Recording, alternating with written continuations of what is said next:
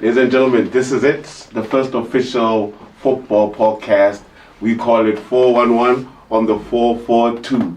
I'm the ski to the wa, simply Doba, and joining me on this wonderful episode for the first time, I've got two of my great colleagues, coaches in their own stature and nurture, guys who are called dear friends. I'll allow them to introduce themselves. We'll start from left to right. First, my co-hosts.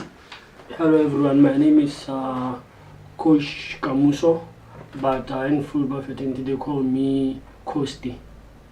Nice, Kosti. Next up is Tumelo Kabipule, simply Melo. I'm also a coach.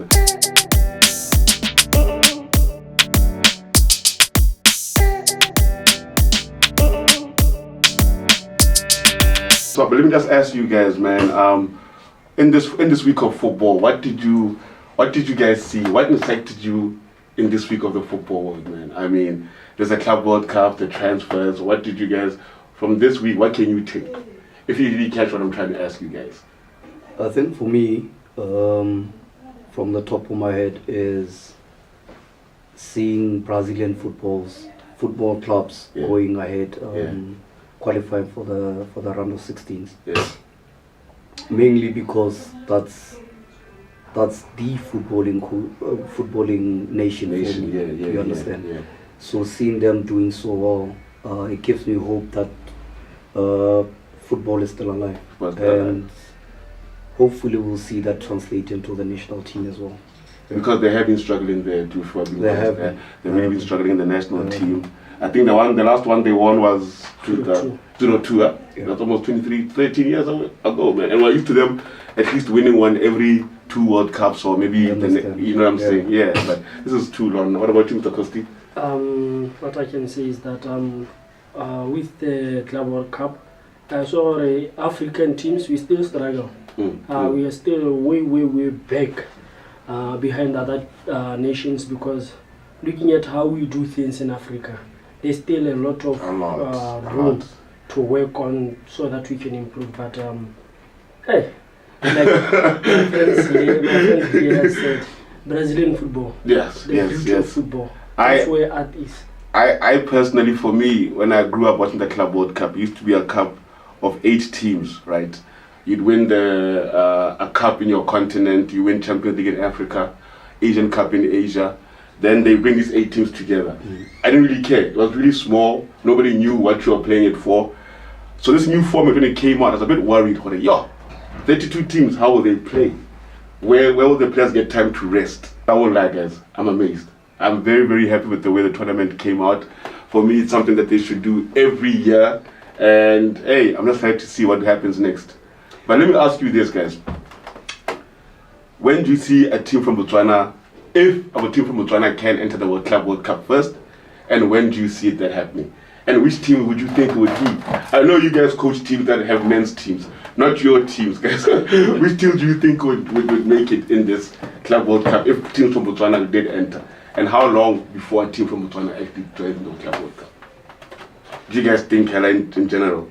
Not in this lifetime. Why? Honestly, because you see, there's a reason why those teams are there. Yeah.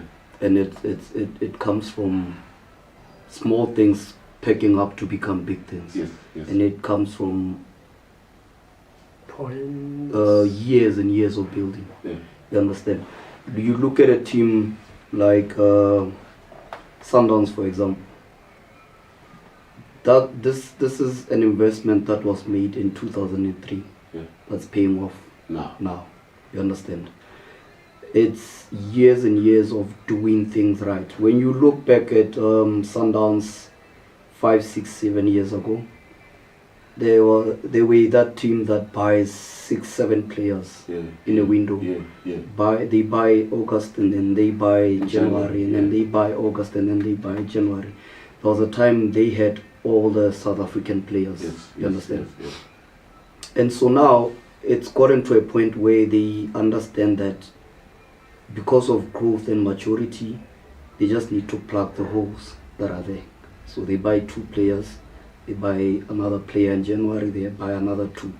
They are already at a stage where the system is running by itself. You understand? Fair. Where we are in Botswana, we still negotiate contracts with players after the expiry date. As a title from the contract, they are free agent basically. Now he's negotiating. If you remember Maponda, last year, was it last year or the other year? Season before. The season before. He had agreements with 3 teams. That's because his mother club let his contract run out and then wanted to negotiate with him. So now how do you prep for the next season when you haven't cleared the player for you understand? Once you know Maponda is staying, okay, I don't need to get another attacking midfielder. So I'm sorted here because I have 3 of them here and know they're staying. I know Kamuso is going, so I've got to get 2 defenders. You understand? Yes. But you go into pre-season while still negotiating contract. You understand? So now imagine now any of the teams here went to the World Cup, qualified for the Club World Cup. By the time they've got to leave, they still haven't negotiated contracts with players. You see how messy that becomes. And then default has fallen to players, stuff like that. That's the problem. Yes. What's your take on that, Mr. Costi? Like he's saying, I don't think ever, guys. No. Not even if we were to develop players. I mean, I'm at a youth development team, right? So even if we got together and we taught boys the right way. I mean, we're still alive, guys, and we taught the boys the right way. You don't think somewhere in there we could find a breach and finally make it? Without the point system, I get you have to win cups to get there. Let's say there's no point system, we're just playing football, and we've developed these players. We have a team. You're telling me that it can never ever happen. You guys are adamant. Please. Not now. All right, guys. I don't think it will never happen. Never ever happen. For me, the way I see it, basically, I say it's more a thing of the Club World Cup, us getting exposure of it. I believe we'd have to tell our players right now, if you guys have the men's team, that in the next 5 years, or investment-wise, our investors, in the next 5 years, this is what I'm trying to achieve. Give me this and I'll get you that. Because it's difficult for me to say, in this lifetime, we won't get to the Club World Cup if it's 32 teams. 8 teams, never.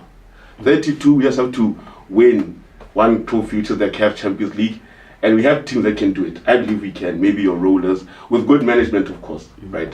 They can actually get through this and get there to the promised land, as they call it.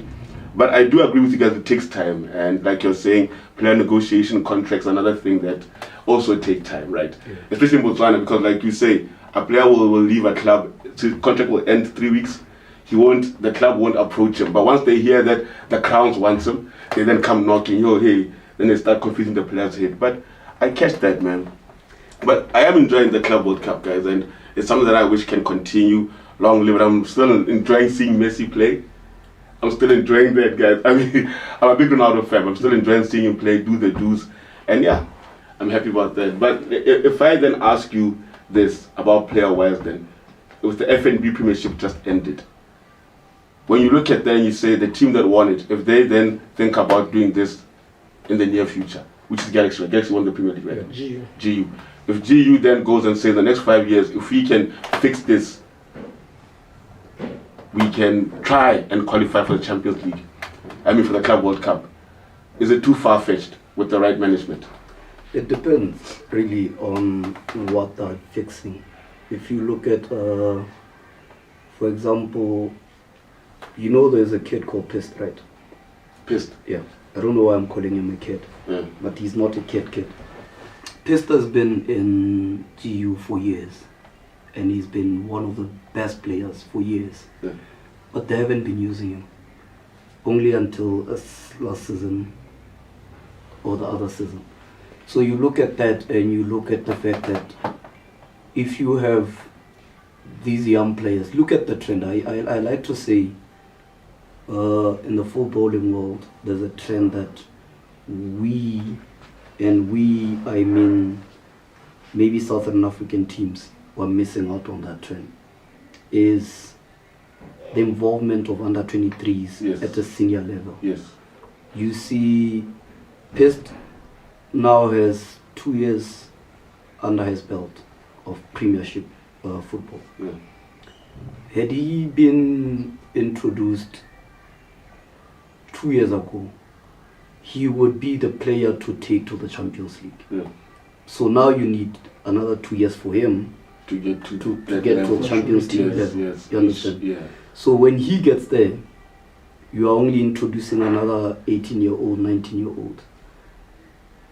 Because we are so stagnant in, we need that 33-year-old experience to do things for us. Yes. We forget that if you give, I like to say this, the difference between our development, our player development and those guys is, one, I've read something about how Germans do it.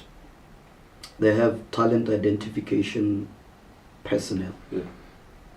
They are strictly, that's To their identify mandate, talent, yes. to identify players. Talent, yeah. So under 9, they come and they look at your under 9 and they tell you, Hori, he's a number 6, he's an 8, he's a number 10, he's a centre back. Yeah. So between ages of 7 and 17, this kid learns the basics of that position. Yes. You understand? Wow. So by the time they're 17, they have 10 years of experience in that position. Wow. You understand? So now, when they get to 17, 18, 19, 20, they're elite in the sense that they are now technically advanced. Yes. When we get to 18, 19, we're still teaching basics. So now when you introduce, the worry is that 33-year-old just reached elite level. Yeah. Right? He's now technically advanced. Yes.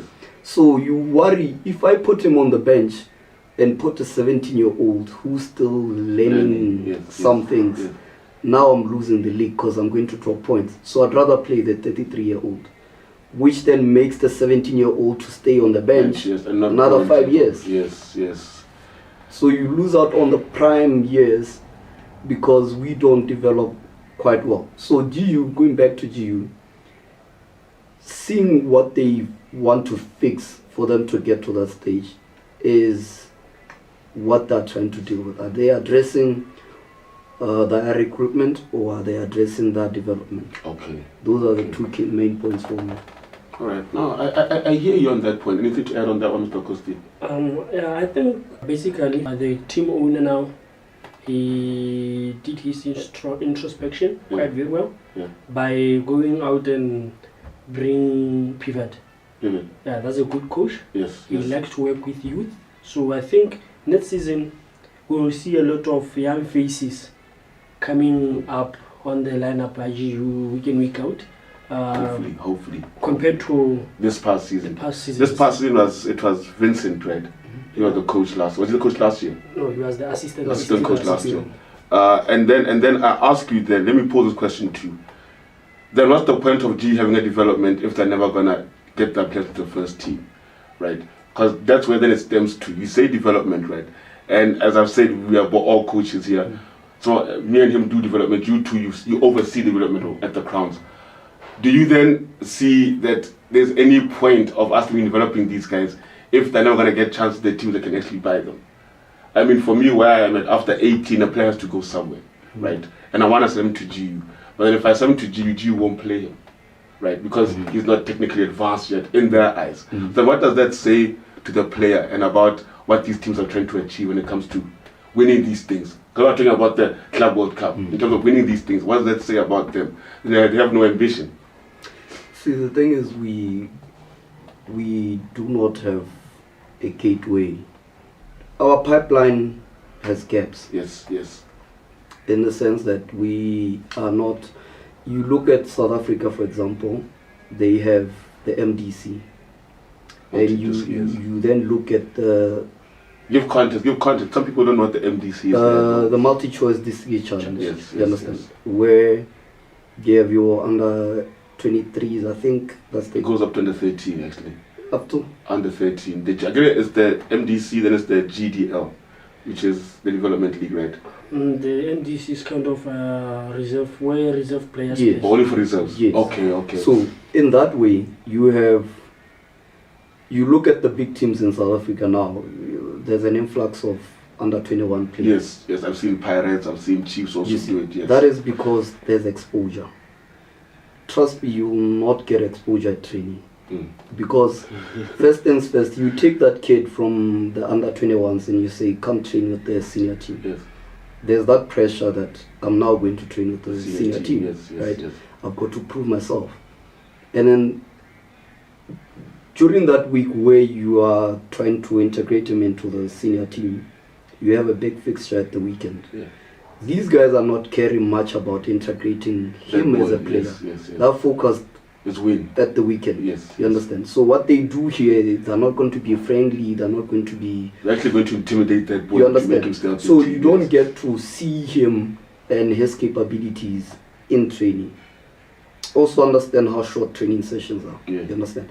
So when you have setups like the South Africa have the multi-choice discrete challenge, you have them going there to enjoy what they do without the pressure of being part of the senior team.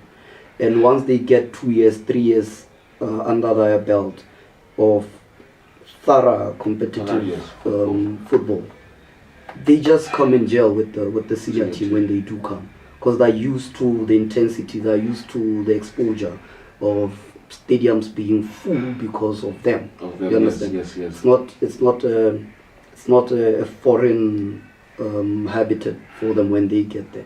So it becomes easy for them to transition. It becomes easy for them to come to the senior team and just play and perform.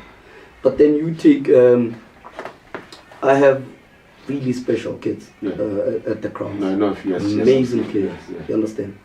But you take him here and you take him to Rollers because he's that good.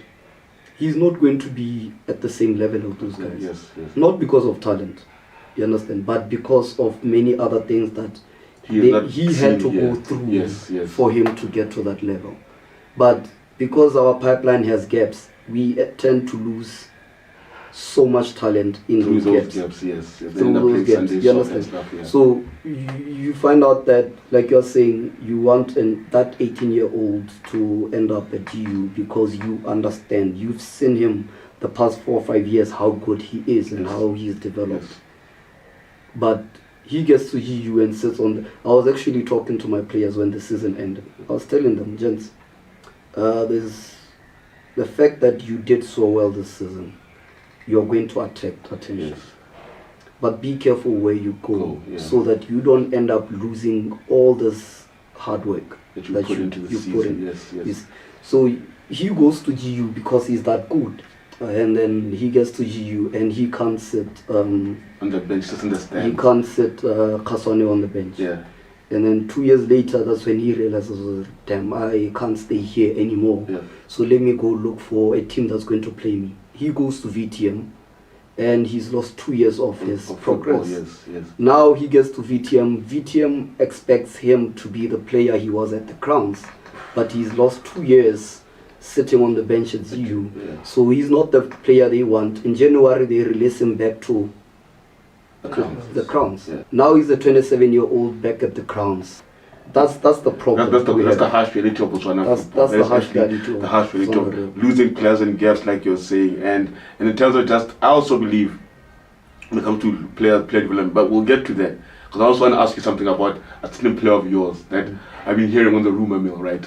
When it comes to players, I believe players also need to know what they want from their own football careers, right? Because at the end of the day, it's their career. So when a player decides to move feeling ready, he should actually know that he's going to get there and fight. Of course, he'll feel ready, get to the team, and like you said, a lot of things will stop him from playing. Then he'll get demoralized. But for me, it's always a case of player's career is very short, so you have to know what you want from it as an individual. So I always say to them, my players especially, follow your heart. And if your heart says do it, do it. But then don't have no regrets about it, right? So if you want to go to Madrid and you believe you're going to bench Vinicius, go. But then if you can't do it, don't let it stop you from actually excelling and becoming a better player, because he's better than you at that instance, but you're where he is at Madrid. So just play and make sure you're going to get there, right? And I believe that's the only way we can achieve. But I do like your topic, and I don't know about you, Costa, when it comes to what he's been saying about 27-year-olds going. I like what you do because we develop players and you give them a chance very early. You have a 13-year-old playing under 17 football. Thank you for that, my boy. That's good development. And I believe that when it's that case, how do you then keep that going from J4K to other teams when you move that player on? Because you move him on at 16 ready to play, but at Rollers they'll say, you're still too small, still too young, but his brain is old enough as a player who's playing in Rollers. So how do you then yourself say, I want to make sure he plays? Is there anything you can do as a coach for that? I have a player who plays for Rollers. Yeah. They signed him this transfer January. Yeah. How good do you think? How well do you think he's going to do? Rate him in this. How well do you think he's going to do this season? Games. Give me how many games do you think he'll play this season? This coming season. I would say 10.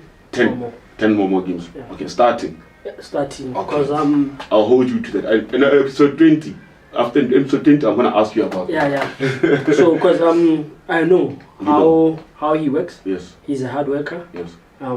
He's a good player. Yes. He's strong, and he can compete. Yes.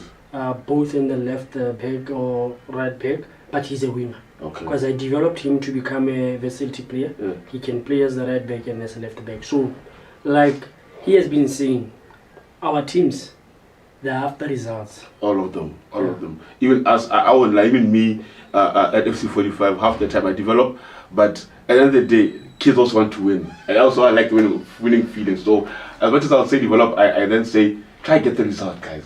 So I do hear what you're saying there. But the one thing we can say is that when developing players, we should know that sometimes when we put pressure on them to win, yes, the moment they tend to lose games. Confidence. The confidence will go because they will carry that burden of rush. Now we are losing week in, week out, and the team is losing games, and supporters, mind you, teams we are talking about here, GU, Rollers, Thunder Chiefs, Galaxy, are the teams that have support base. Yeah. So supporters will always be there, putting pressure on these boys. And the moment you put the young boy and he makes mistakes, it doesn't go straight to him, it goes to the coach.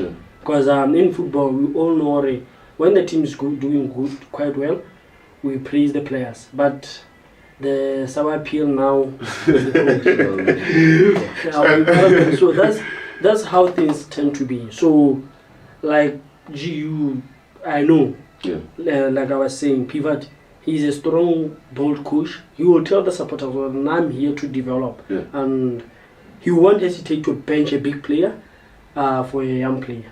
And then the management will keep when he does that. I believe Peter Butler will stay with him, continue with him, even though he does that with no results. Let's say he finishes 10th. Do you see him coaching them next season again? He will finish the next season with them. Yeah. So if GU this coming season finished 10th with this thing of him playing youth players, do you believe then the season following that they'll keep? See, that's you remember when I said, when you asked if we don't see other GU or Rollers or Galaxy going to. Yes. And I said it depends where they want to, how they want to fix that stuff. Okay. Right? Okay. You have a coach that comes in. Remember, GU didn't fire Piero because he was performing bad. Yes. Right? Yeah. It was a thing of him reconnecting with Center Chiefs. Yes. And then this guy comes and he doesn't drop the standard. Yeah. He actually GU plays better football, a bit more fluid football. You understand? So if he goes to finish 10th and you acknowledge and appreciate what he was trying to do, then you keep the coach because you have goals to achieve. You have we have Champions League to get to, and we believe he can get us there. But if you finish 10th and you're like, okay, let's find somebody else. Then we go back to Mpote, we finish that, we fire Mpote, we get somebody else, and then the circulation keeps happening, and now we stay stagnant. Looking at Pivot's performance, look at that Orapa team that ended up qualifying for the group stages for Confederations Cup. He was the coach. He was coaching Orapa before GU went to take him. At Orapa, they didn't want the way he operates. Okay, what is operation management, not on the pitch things. Big players to play because they were paying a lot of money to get some of these players. Yes. So, and he didn't want that. He wanted to bring young players to navigate their talent, and that's why he ended up leaving Orapa. He wasn't fired. He just left on mutual consent. Yeah, mutual consent. That's when GU saw the style he was using at Orapa can benefit them. Mind you, when he got to GU, they were pushing 6 or 5, I think. At that time, I'm sure they were around there. So now we are talking our league champions. Yeah. Yeah, and just to talk on that then now, because I think we've broken down the Club World Cup. Well, I want to talk about the league, Yamu Botswana, gents. I want to pose this question to you about the recently ended league, right? When it comes to Botswana football, gentlemen, for me, it's a case of there's a lot left to be desired. First things first, venues. I struggle when it comes to us having to play in the same location, still not having home grounds. I understand maybe it's the finances, but I believe that the league needs to be packaged better in all aspects. But what I do like about it that it's not always the same teams winning the league the whole time. Yes, we have your usual top contenders, your GUs and your rollers. But for me to see a team like Traffic do what they did this year, I was very, very pleased about it. I was very happy. But now, before I get to you guys, I want to ask you about the Traffic thing. Them finishing third, whatever they finished, was it a fluke? Do you believe they can do it again? I don't think so. I don't think it was a fluke. You don't think it was a fluke? Because I'm not too sure if Chinyemba, is it Chinyemba? The coach. The coach. Yeah. Is he the one that promoted them? From the first division? Yeah. I'm not too sure about that one though. But we need a fact checker there. But I think it was Philemon Makongwe. It was the Phil. Yeah. Okay. You see, my point is, whenever there's a working structure, you don't tamper with it until you can see it's not working. Yeah. Malobayana Negibona, what's this team that got promoted? This year. Santa. Are they the ones that fired the coach? Yeah, Tsirilejo. You see, you then wonder why. I feel like if it's an issue of qualifications and the season is going, when a preparation meets luck, you see that the season is as it's progressing, you tend to go back to your answer. It was Alice Chinyembe. He's the one who promoted them. He's the one that promoted. Yes. So there was a good way of transitioning from First Division to Premier League with the same team, with the same players, with the same coach, with the same idea. Yeah. You see, so you don't get there and then say, "Oh, now we need to go get Kamuso because he has the Premier League experience." Yeah. And then he comes and says, "This kid doesn't have Premier League experience. I'm going to go get Nato to come play here." Yeah. Nato has never, if he was that good, he would be part of the teams that are contending from the Premier League. Now you're going to get him from a team 13th position because he has experience. And now he comes and ruins everything you've been building. Yeah. You see, so my point is when the season progresses, there's what you feel that I might just get promoted. You see, as it goes along. As it goes along. Did you feel it? It happens, yes. Did you feel it because when you're about to get promoted, you felt it? Yeah. There's a change of, you see, when we started, we had an agreement with my coach that, you know what, looking at our squad, we have a very big chance of finishing first. Yeah. But we're not going to put pressure on these boys. We're going to take it as it goes. Yeah. And then we get to February, March, and it's undeniable. It's there. Everybody can see that it's within reach. So now you change the way you address them. You change the way you do things. You prep to be champions because champions do things differently. You understand? I like that. Yeah. So my point is, when you get to a certain point of the season and you know Kamuso doesn't have the right papers for the Premier League, you've got to be prepping for that. You've got to be making contact with your agent to say, how do I when is the cost coming out? I need him to get a CAF B, I need him to go get a CAF A, you understand? Because if you don't, and then you get promoted, now you've got to part with him because he can't go sit on the bench in the Premier League without the papers. Yes. Now you're ruining everything you've been building because he's probably been with you for 2-3 years while you're in the First Division. He knows the squad. He knows what he's been putting together. You know what he's been putting together. Now you bring in somebody else who's going to tell you how to do things, and all the progress is done. And then you finish 16th, you go back down. But with Chapik, like you were saying, they had their men from First Division. First Division, they stuck with him. They stuck with him. They believed in him, and them leading the Premier League at some point, I think January, February, they were leading the Premier League. Wow, I think it wasn't for like a mistake. A month or so they led the Premier League. It wasn't a mistake. It was by a thing chance. of, we know what we're doing because we've been doing it. Yes. Sometimes what works for you works for Works you. for you, yeah. You understand? So you stick with it, and you'll see if they keep him, even if they lose 3-4 players, he's going to be able to, like I was saying, there's a way in which some teams currently that I admire do things. Yeah. And it's just plugging the holes. You understand? City has already made 4 signings. Very early. Very Yes. early. You know why? Because they're plugging the holes. Yeah. They're not panic buying. Yeah. They're not excited about the market. Yeah. They knew that the season is going to end. We're going to lose Kevin. We're going to lose... you understand? Yeah. So now, what are we going to do? They start addressing that issue from August last year.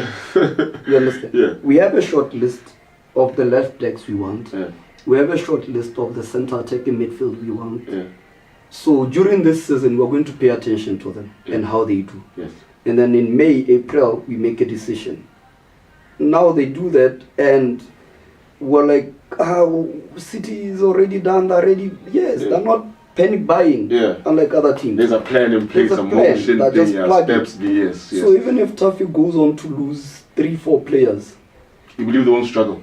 they wouldn't. But it's taking us back to your issue that teams will wait up until the final whistle and start negotiating. You understand?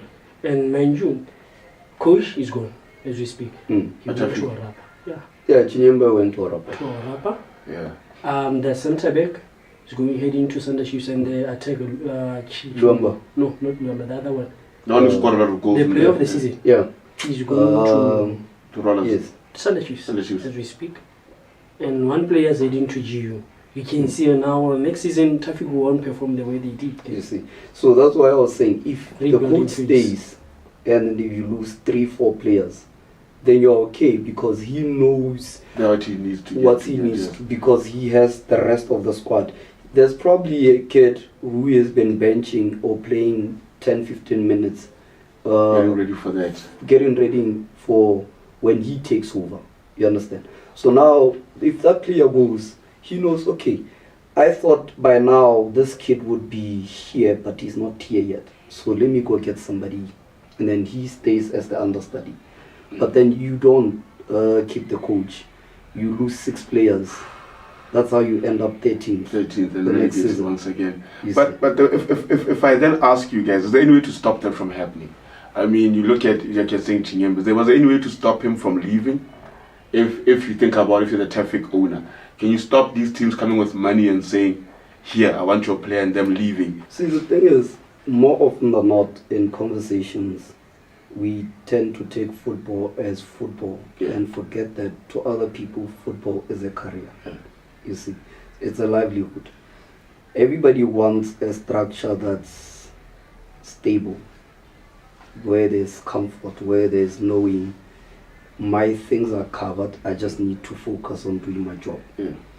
So for as long as we don't provide that to the players, we don't provide that to the coaches, we don't provide that to the whoever's the welfare manager, the medic, then they're going to be looking for greener pastures, yes. which most of the time never tend to be greener. Yes. You understand? Yes. But you take a coach and you give him a plan, a 3-year plan, 4-year plan, 5-year plan, and you support it in his livelihood, in the player's livelihood, in the remuneration, in where they stay, in how you get things in place for them to just focus on football. On football, mainly on football. Then they're not going to be going anywhere. You understand? When he says, my plan is to stick with this player, but in January I want that player. And then in January, when he wants that player, you haven't made plans to get that player. Yeah, and then now you're giving him something he doesn't want. You understand? Just, yeah. He ends up just saying, you know what, I don't want this anymore. Then when Orapa comes, you trust me, when you put pound for pound Orapa and Tafik currently structure-wise, you can't tell me Orapa is better than Tafik. For them to finish third, yeah, you can't So say that. he didn't leave because he's going where things are better. He left because there's an opportunity. And he realizes, he probably asked in January to say, I need you guys to pin this kid and that kid and that kid down. I need them next season. Yeah. And they didn't. Now, he knows these kids are going to leave. Then what's he left with? I might as well go seek another place. Yeah. That's why players and coaches are very nomadic in our league, because there's no comfort and there's no... Things are much better when you feel at home. Because I want to pose this question to you, because I saw it too long. For me, too long was one of the best players I've ever seen play, guys. And he's one of those guys who stuck at G for so long and no longer needed him. Then he went to Morupile, and now he went to Roundups to go look for greener pastures. Now he's playing in Morupile Wanderers. But this guy could have played for the national team at a very high level, the way I see it. So I understand what you say when you say it's about livelihood, but then shouldn't guys have like people to guide them? Like, Kosti, I'm sure with your KPP project, that's why you're doing this thing, right? So there's guidance and something. Oh, by the way, guys, KPP, something this man is really gotten into. He'll explain a bit more later. But going back to what I was saying, it's a case of, do you then to teach them now about financial literacy and things like making the right choice to get your bag correct? Because like T was saying, he probably asked, guys, give me these players to make me stay.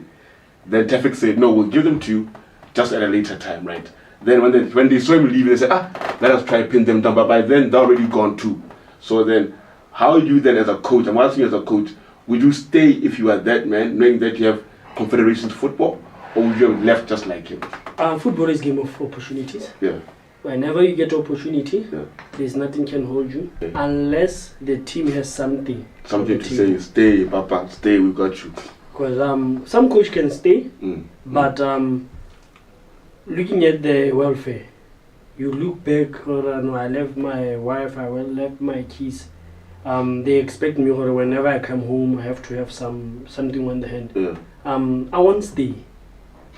But if I know I'm a development coach and the teams cover all my expenses, I would rather stay and develop for them. But if they don't meet my expenses, I will simply... But now to ask you this, Tafik finishing third, do you see them doing well in even the Continental Cup? Because they're going there. No. First things first, will they have the money to get there? This season, GU and Galaxy. Alon's going? Yeah. So them, they have no chance of getting anything? Unless Galaxy could have won the league and the FA Cup. Then they would have won. Oh, with the season ending then, and the new teams getting promoted, do you see them doing well? I mean, you come up from first division to go to Premier League, right? Of course, you've seen yourself coming. Too many times I've seen teams without money come up and go straight back down. The one exception maybe was VTM and Systems. They came up because they were companies. So is there even a point of getting promoted if you can't even stay there for the season? If, say for example, GU qualified for the Club World Cup, are they even making enough to keep the players there for the tournament? That would be the question. For the group stages, without going in debt. You understand? That's because our league, like you were saying at the start of this, is not packaged correctly. It's not packaged to reward those participating in it. You look at the First Division South, for example, all the Khalagadi teams have never survived. Yes, I've never seen them with Mwajani. I've seen Mwajani go, come back down, yeah. That is because I think halfway through the season they realized this is too expensive for us to maintain. So would rather not. So they just play to honor games. Yeah. You can't have Sand Diamonds coming from there to play Majuin. in Molopolole. And then the next weekend, they come back to play UB Hawks in Gaps. And then the next weekend, they come back to play another team. Police prisons. You understand? But then again, if you had packaged the league in a way that because you enjoy this as a first division team to get to the Premier League. And then you get to the Premier League and you realize, damn it, there's money here. You are not going to want to go back to down, that struggle. Yes, you understand? If by chance you make it there, you're not. But then these teams then look at it and say, Premier League is a lot more costly, and I'd rather go struggle at the first division. Division. This is why teams like City Polar, they'll get to first division, qualify, then sell their status. Get there, qualify, sell their status. Because they measure the rewards against where they are. We'd rather maintain our expenditure to be this much than increase it and not get the rewards. You see, so now your Tafiks, your VTMs,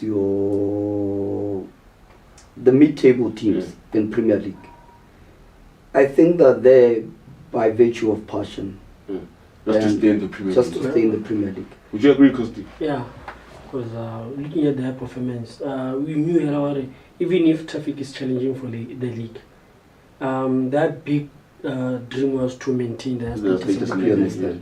So winning the league will come as a bonus to them. To break it further into context, the players that are now at Traffic, are they going to get called into the squad? The national team? Yes. It depends. I don't think our coaches are experimental. I think, I don't know if it's a thing of contract, some things we don't know.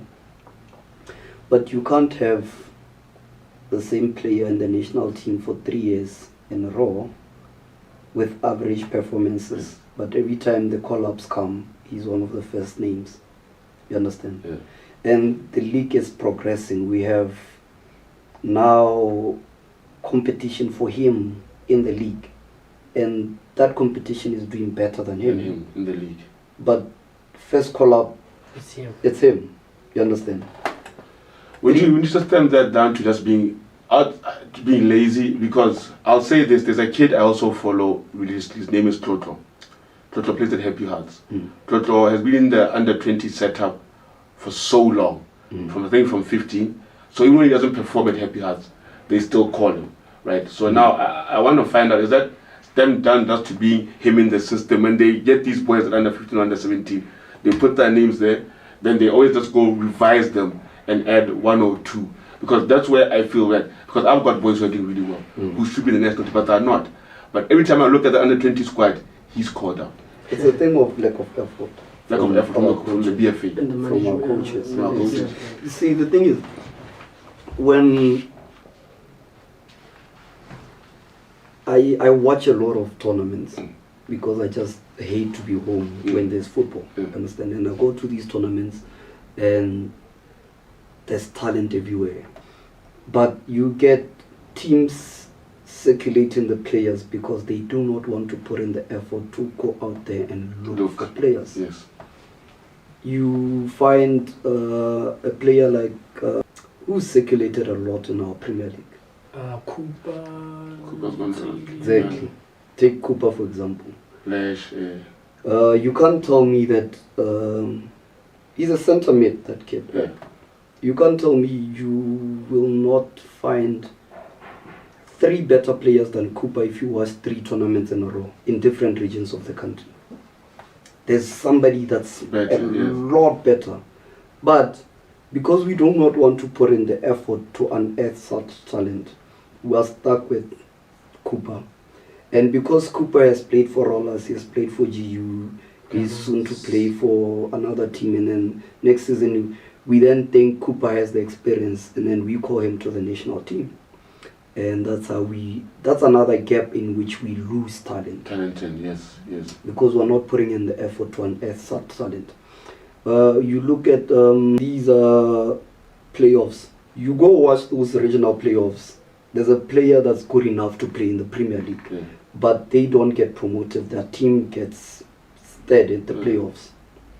And That's it with him.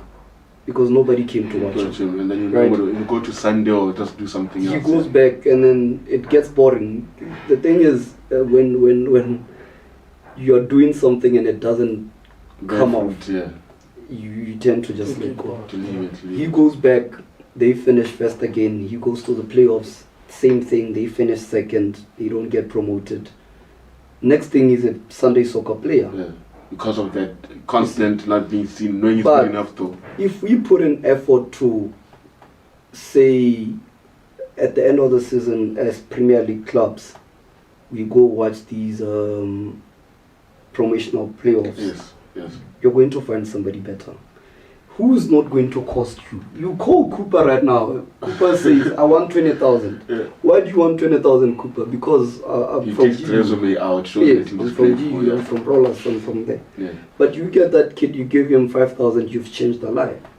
Completely. You understand? He gives you more because he appreciates the 5,000 that he's getting more than Cooper would appreciate the 15 because he wanted 20. You're cooking there. He's cooking there. It makes sense. You're really cooking there. Yeah. So it changes the whole setup of a club when you then go get these kids, 2 center backs, 3 midfielders, 2 attackers, 1 winger, and you give them, you spread that 20 you could have given to Cooper. You give him 3, you give him 5, you give him 2, you give him 1. You can buy literally 5, 6 decent players with that money. Not decent, my man. Just last week I was watching some tournament more Nkobut. Yeah. William last.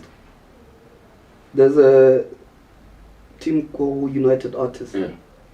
They had 3 midfielders. All of those midfielders, for me, start in any team in the Premier League. Any team? Any team in the Premier League. Yeah. Those kids are special. They have a number 6 there who he wore number 5. I was hoping this photographer, what's his name? Vino. Yes, I was hoping he posts pictures because I needed to see their faces proper. to identify them. They had a guy on Apara 5. And they had one kid left-footed, Apara 10. And then they have another left-footer, Apara 21. They played in one game against Saga Boys, I think. For about 70 minutes, Saga Boys never won the ball in the midfield. No. In the midfield, never. Because the number 6 was maximum 3 touches. Yeah. The number 10 and the number 21 were occupying both sides of him, and whenever the ball is where the other one is, there's support. There's clear basics of football when they were together. You understand? And so you take those kids and you put them against your Premier League players where you can't even connect 3 passes within the midfield. Yeah. So that triangle never connects. No, yes. And then they still get called to the national team. Let me ask you, is there any point on national team camps then?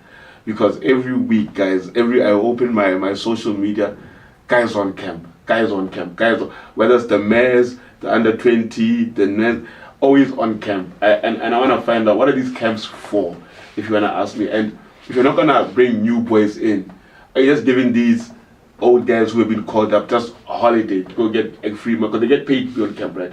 Yeah. The problem is that these camps are system programmed. Yeah. So they have to have them. Well, they just get into the system. Whoever comes in the system, they call him. Just to bring a story forward, there was one coach.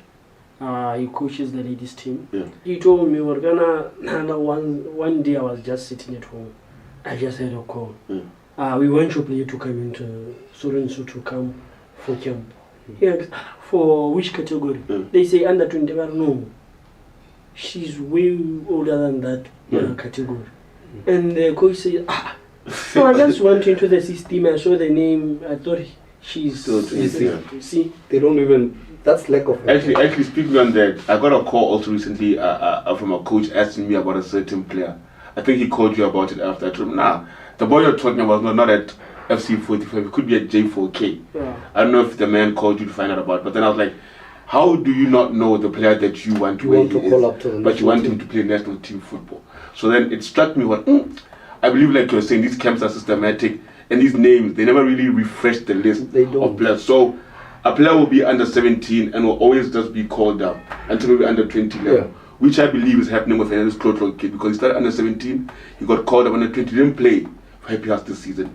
Then he got called up for under 23, still.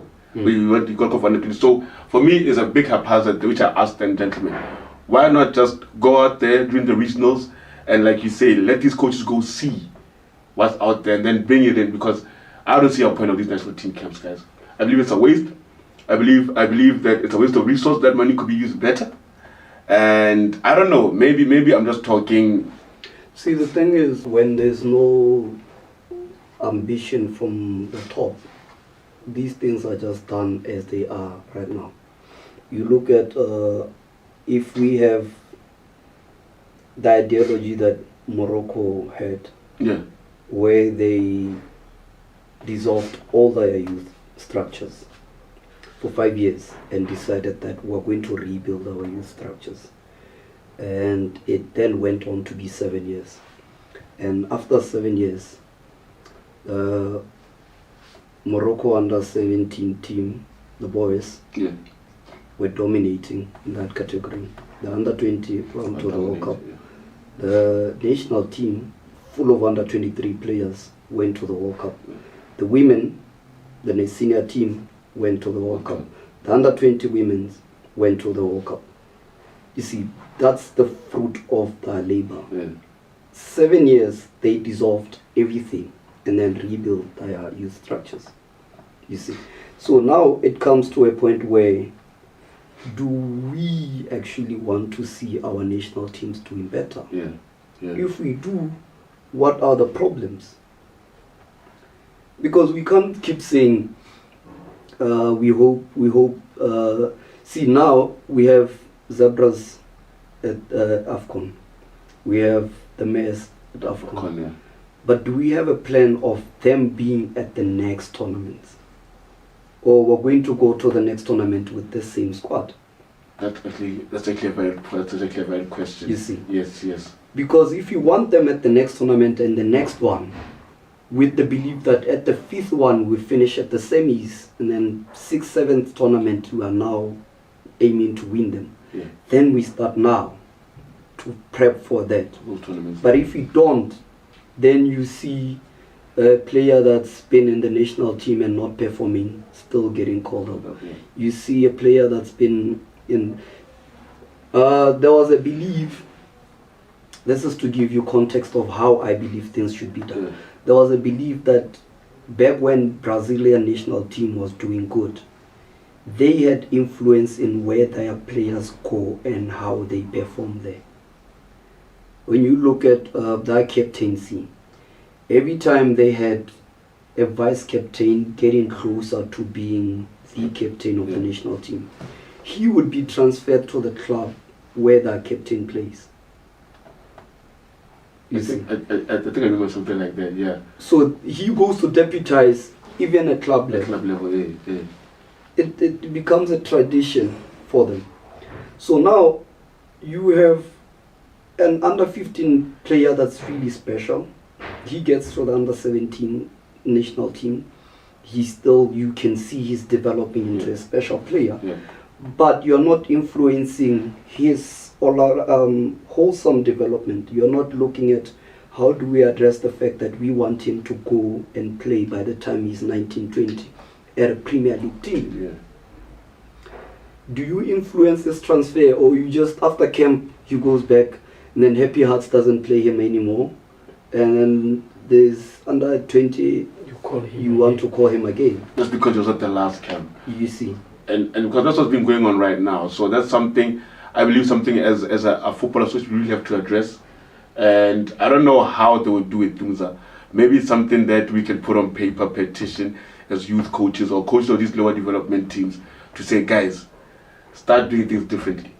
You see, and I go back to saying these camps that they call these boys up on or ladies up in, who actually is in charge of calling the camp? Who's the guy that says, let's put a camp together, these are the guys are going to bring? Is it the coach, or is it who's the guy who decides these are the guys coming, and this is how this camp is going to be structured? If you guys know, ideally it should be the TD, the technical director. Technical director. So he should actually know where all these boys are.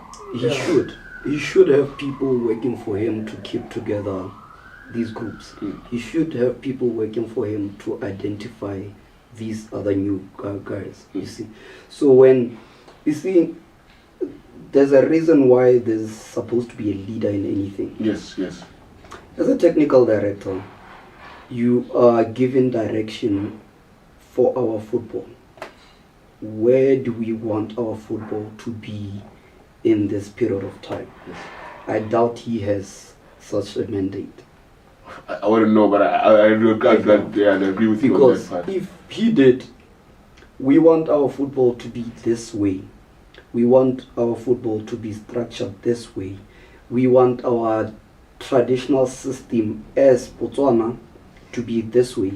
Then it will trickle down to us at development. You look at now, we don't develop wide wingers anymore because of the invasion of the winger. Yeah. But if the technical director takes the decision to say, we want our national team to be a 4-4-2 setup, then back at development, under 13, under 15s, we now know we're trying to fix for them. We're trying to develop players for the national team. We're trying to develop players to be at that level by the time they get to elite level. We now go back to developing wide wingers. Left-footed player on the left, right-footed player on the right. So they stay wide because that's how the 4-4-2 is. Yes. That's the direction the technical director is supposed to drip down. So give us specifically an identity of the player we want as a national team. Exactly. Okay. So that when we build players, we are building players for a reason. Now we have an under 20 coming up, under 20 camp coming up, say under 17, and then he wants 3 of his boys to go to the national team. I want 4 of my boys to go to the national. You have a number you want to go to the national team, but are they national team quality? You see, yes. If you were given an identity, then you mark against the attributes of that player against the identity that was given. Yes. There's what's called having a persona. Yeah. A persona is an identity of the human you want. Yeah. Is he able to have 3 good crosses in the first quarter of the game? Yeah. Is he able to drag back and do this? Is he able to do... Now, when you say, I have a player that's national team worthy, it's because you have a player that's been matching... He ticks all the boxes. You understand? Yeah. But now, I end up at the national team because my coach at the club level is friends with the coach at the national team. Yeah. Hey, man, I'm fine. Got a left back. I'm working at left back. And then he goes to the national team. And then because we're lazy, because now he's in the under 17s, that's how he end up in the national team. Not because he's the best left back in the country. Because he's in the system. He's in the system. When you spoke about transfers of players, what the Brazil player did, right? The Brazil team did.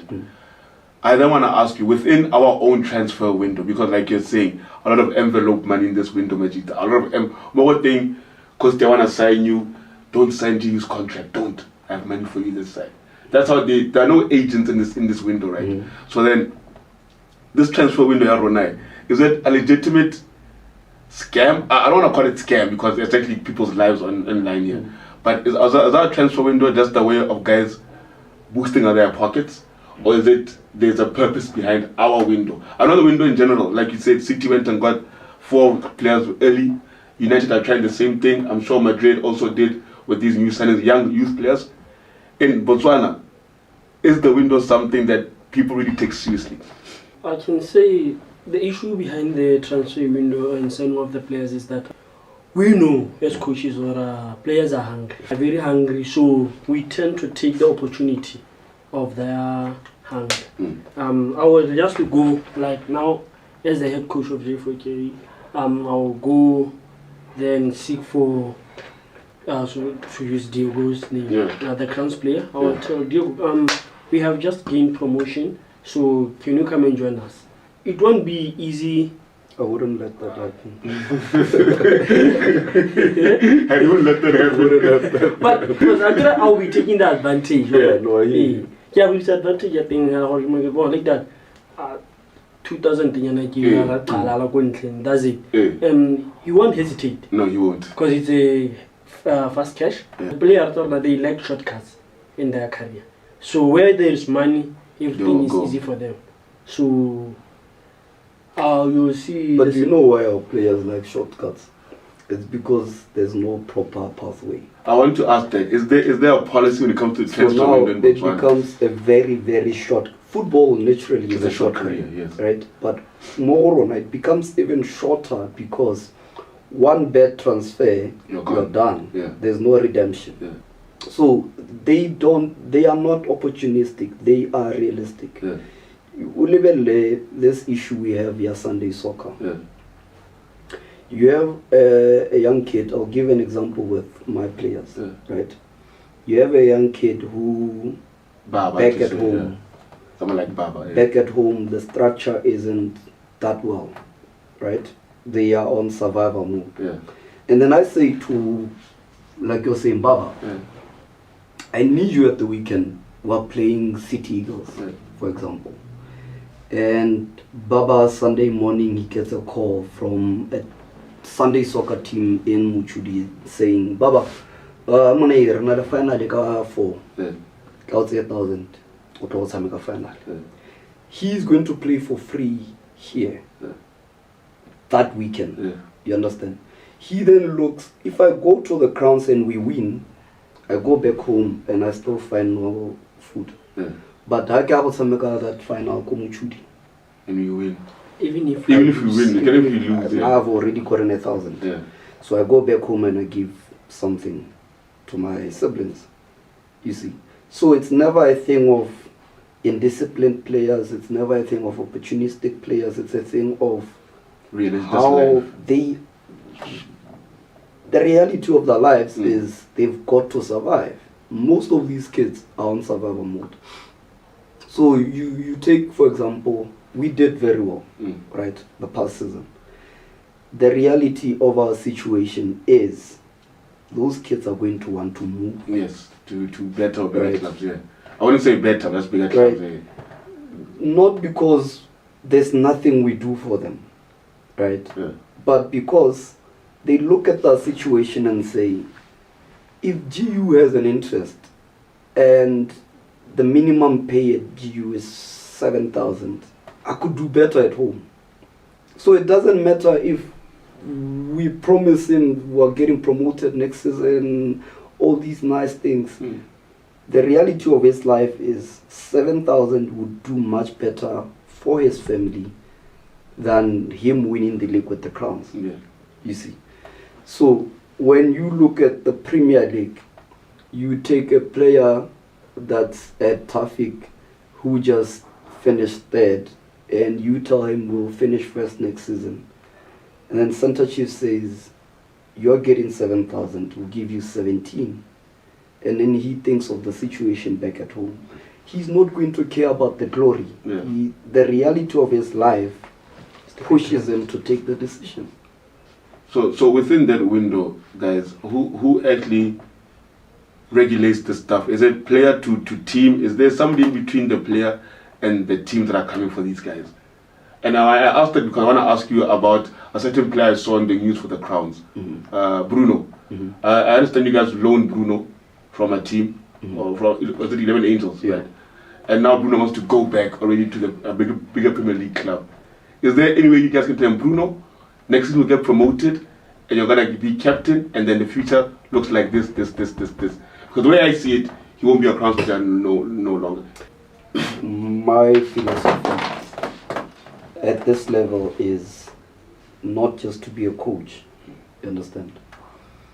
Like I've been saying, most of the time there's many factors that affect these kids' performance, and some of those factors are family matters. So you are not just a coach, you are an older brother, some you are a father, you understand? So because they do not grow up in setups where football-wise there's mentors and there's people to go to. Yeah. They are left vulnerable. They are left to the vultures. You see. As you put So it, you've got to talk to him and say, you want to go. Yes, goes back to that point I made earlier. You want to go. Are you sure you're going? I asked them. I spoke to every one of them when the season ended to say, are you going to walk into that first 11? If not, will you walk into that first 11 by the third month? If it's a yes, then you can go. If not, then that's how you end up losing 2 years of your progress down the drain because you're sitting on the bench. You become useless. You become a training player. You see, I told you that. When I need him to work on his technique, you come here to be a shadow. Yeah. That's how they're going to use you. And that kills your confidence. A lot, yes. Even Loko Sunday Soccer because you are a star player for crowns. They no longer call you. So my 500 that weekend, my 1,000 that weekend, they dry up because now you're sitting on the bench. You are useless. Yeah. Nobody remembers you now. Remember when people are already picking team, it's at the Sunday Soccer. It's who the player that's on the lips of other people. Yes. Right? Yeah. We remember Hormonali. If you remember Ayanda, Stan, he used to be in all these Sunday Soccer teams. Yes. Because he was doing well. Yeah. Right? Then suddenly, even at VTM, he starts sitting on the bench. Yeah. Now, the Sunday Soccer gig dries up as well. Yeah. You see. So you need to be careful. What do you want now? Do you want to grow up and actually play football, or do you want to go make money? Yeah. You can go make money while on the bench. Fine, that's fair, fine, yeah. But do you want to go make money or do you want to play football? Okay, I would love for my career to be long enough. Okay, if you want it to be long enough, this is what I can do for you as your coach. Yeah. I can give you another season where these guys see that you are not a one-season wonder. You are actually a good player. Yes. Now you no longer have 3 teams looking for you. You have 6. Because, oh, okay, this is his second season and he's still performing. And you're only going to get better because this is a familiar territory for you. Yes. Right? You go back and do what you were doing in this familiar territory. You get better. You approach. You attract even more talent, more interest. When you do go, now this season, we are no longer just having you as a Crowns player, me and you. We are working on your transition to a higher level. Club, yes. So the way I talk to you is going to be different because I'm now building you for Premier League. Yeah. The way I want you to do things, the way you behave as a player, like I was saying, champions do things differently. Yes. So you want to be a Premier League player, but you're still at the Crowns. You've got to act different to the rest of the Crowns players. You see. So when you give me the second season, me and you are working on you ending up in a Premier League team. So when you go back, come back and track back this player. You're no longer doing it because I'm saying it. You are doing it because you're prepping yourself to the for the higher intensity. So you give me this season, I want to get promoted. If you stay, I get promoted. If you go, I'll still get promoted because I have the squad. Yes. So I'm not saying you are the key for my promotion, but I'm saying you get the glory. I get to give you what I believe you need to get to that higher level. So by the time we part ways next season, we are both winners in our own right. So that's what we need to be as coaches for these guys. This is why I was saying, if the Tafi coach stays and he loses 3, 4, 5 key players, he's able to say to the rest, we've been working on this, we can do better next season. So I'm going to go get this person and that person to come fill up what we believe Needs to be filled. is to be filled. To be fixed, yeah. Right, I'm not going to get a totally new squad. I'm going to bring players that are going to add up to what you are, right? Yeah. And so when we don't act as, unfortunately, like you're saying, we don't have agents. Yeah. So it comes down to us as coaches To guide these boys. to guide them, Yes. to say, I want better for you. Like I was saying when he gave an example with Diego, I wouldn't want any of my players to leave For the same division team. for the same division, Yeah. because they already, most of them now are going into 23, 24. Yeah. We've already lost, if things were done right, they should be in Premier League By now, teams. yes, yes. Because talent-wise, they're amazing. Yes, you yes, see. yes. So we can't lose another 2 years of that time within the same division. Kgantele le bolo ba se tlhole ba rata bolo, bana ba jalo. Yeah. And it becomes an issue of so you can't afford, as somebody that would like to see these kids do well, you can't afford to let them make the wrong decisions. You cooked when you said that, but there's no but in it, to be truthful. Like you said, with the transfer window, there's no regulation, right? So I'll ask Kosti this one because he's got a women's team too. You just got promoted, so guys are gonna come for your players, right? Maybe to go to first, or even themselves, they'll just say, "Coach, can I go trial somewhere?" As a coach, do you encourage that, knowing that fine, this guy will go trial, maybe let's say, not even to Komuchudi Rovers or Mochudi, the second tier of Mochudi, right? Second tier of Mochudi. He'll go try there, maybe get there like T was saying, and then sit bench.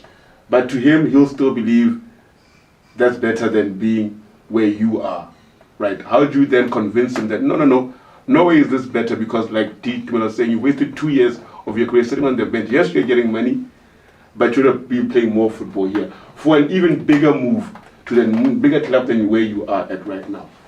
So how I don't know if you get my question. How do you then combat things like that? Well, with these players, sometimes as coaches, it's not like coaching them in the field and after game we go to our respective places. We have to keep on engaging with them, phones and just having some easy time. Like we have this goalkeeper. People were asking, well, is he heading to Thunder Chiefs? We just say no. He's our player. He's just training there, but he's. Oh, he's training at Thunder Chiefs. Morning sessions. Morning sessions with them. Okay. Yeah. Okay. So people were so shocked to see him on Thunder Chiefs kid, but they expected her.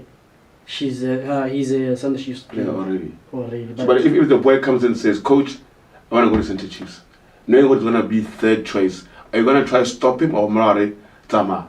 Knowing he'll probably go to Thunder Chiefs and be that third choice goalkeeper, right? But then knowing that he'll probably play the whole season at you, are you gonna try to stop him or you let him just fly? Like he's saying, for same division I wouldn't allow. Yeah. But going to Premier League, even for experience. For experience, Yes, but okay. To the teams that I know, once in a while, he will get chance. Come and sing. No, interesting, because I want to break it down now into the side. You have also a women's team, Mazoti, right? In the females game, is it any different from the men's game when it comes to transfers?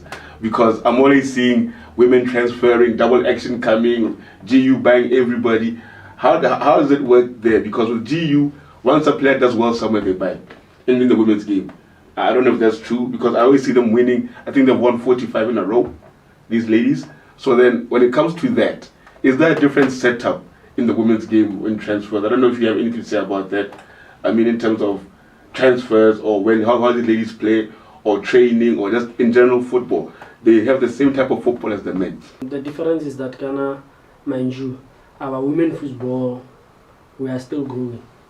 Do you believe we're still growing? You don't believe we've surpassed the men's football? Botswana guys. That's my take.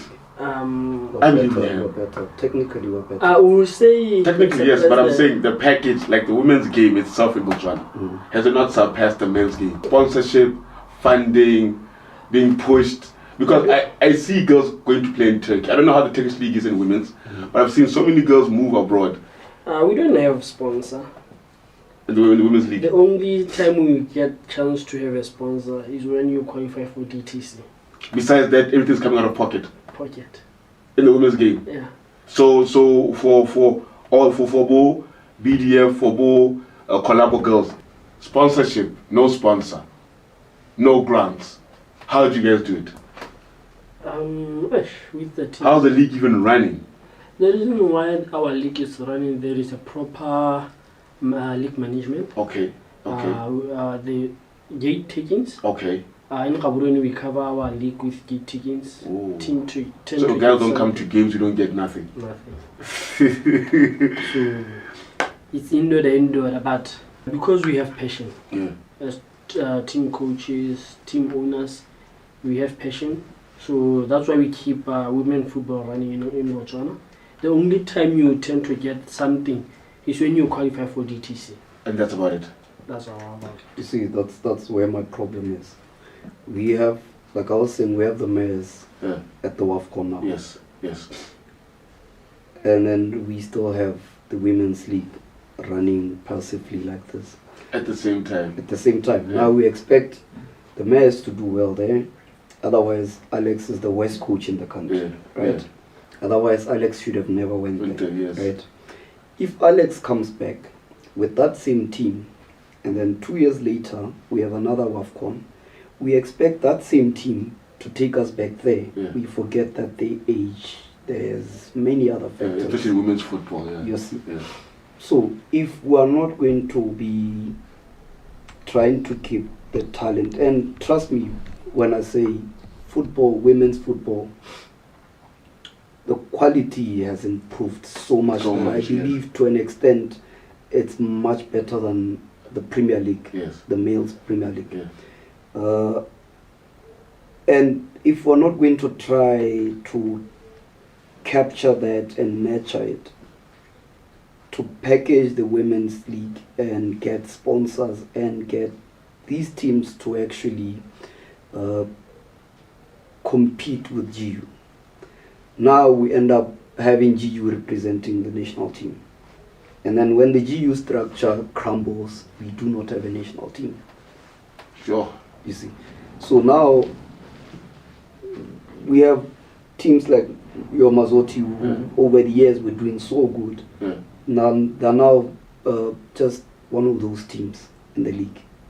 And once they become one of those teams in the league, like I was saying, because of lack of effort of our national team setups, we no longer have people coming to see Mazoti players to consider them for the national team, because they're just another team. We now only have players coming from GU. And once we have only players coming from GU, we have a monotonous national team. Yes. You see. And so the ambition is killed by the fact that we are not planning for the future. We can't be having this league doing so well on zero. Yeah, no, true. I for me, Kosti, I'm actually so shocked that that's the case. It actually breaks my heart, because I've got a few girl players who've sent their teams out there, and when you say that, it baffles me. So, but if I then say, if the women's league is that bad, the youth game then must be the worst. It's weird. Because as a youth coach, guys, I was playing a game in Khale one time. We had parents. I gave me similar.